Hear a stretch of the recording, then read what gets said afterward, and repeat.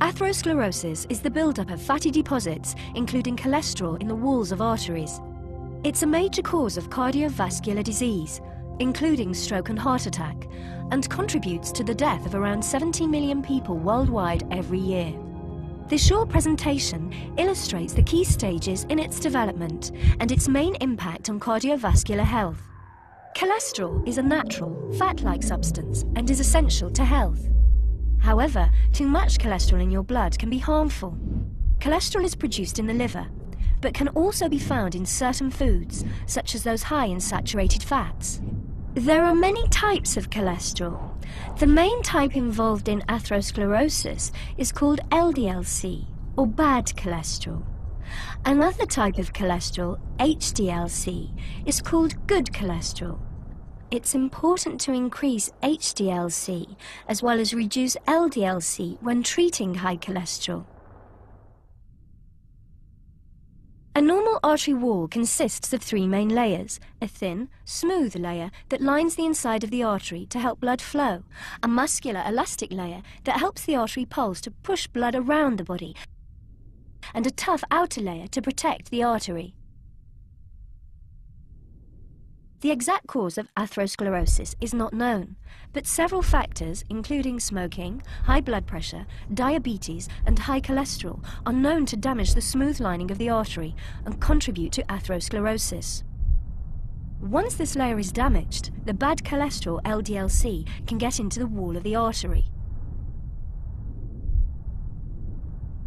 There are four key stages in the development of atherosclerosis. The body tries to defend against the invasion of LDL-C into the artery walls by activating specialized cells called macrophages to consume the LDL-C.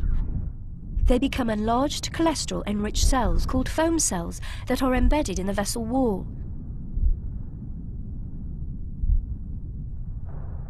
The accumulation of foam cells can be seen by the presence of fatty streaks in the vessel wall.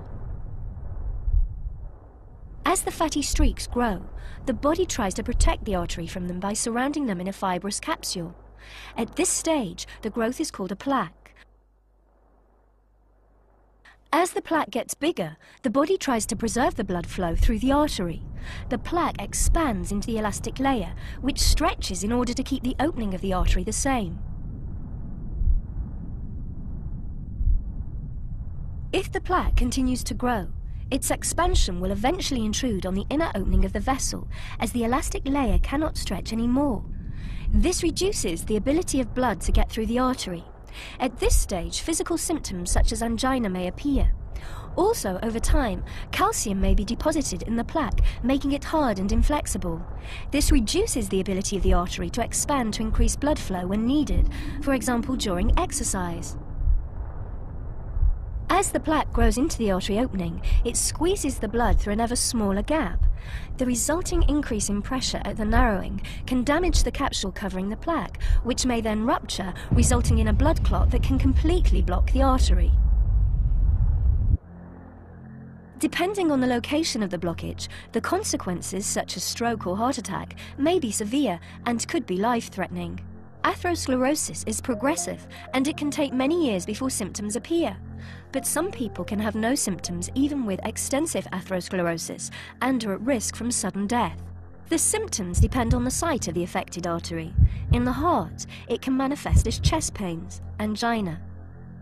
In the brain, as a type of mini-stroke called transient ischemic attacks. And to the legs as a cramp-like condition called intermittent claudication, which can result in amputation of the limb.